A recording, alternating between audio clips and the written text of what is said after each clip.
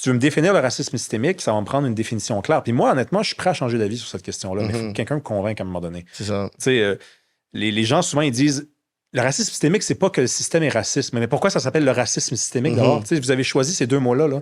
Faut que c'est à vous de les rendre cohérents, les mots, sinon changez l'expression. Là. Exactement. Enlevez le mot systémique, enlevez le mot système, enlevez le mot racisme. Retournez à la table à dessin. Mais tu sais, ça, c'est lourd de sens parce qu'en attendant, il y a une sorte de chantage dans l'espace public. C'est comme devenu plus hot de dire que ça existe que de dire que ça existe pas. Pas de chance, on va à la radio dire que ça existe pas, là, tu vas te faire envoyer des courriels de plein de gens qui vont dire que t'es raciste. Non, mais moi, je veux juste... comprendre. Cohérent. Juste, je suis exigeant un petit peu. J'aimerais ça que vous me définissiez c'est quoi exactement, tu sais. Puis...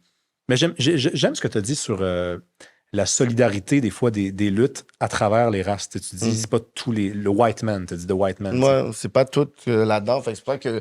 Non, est-ce que tu savais que dans les années 50-60, il y a eu des études qui ont été faites sur les Canadiens français ici et qu'on a étudié leurs revenus, leur scolarité, leur espérance de vie. Et sur la scolarité, on s'est rendu compte qu'ils étaient moins scolarisés que les Noirs américains. Ça, c'est imprégné dans l'histoire du Québec.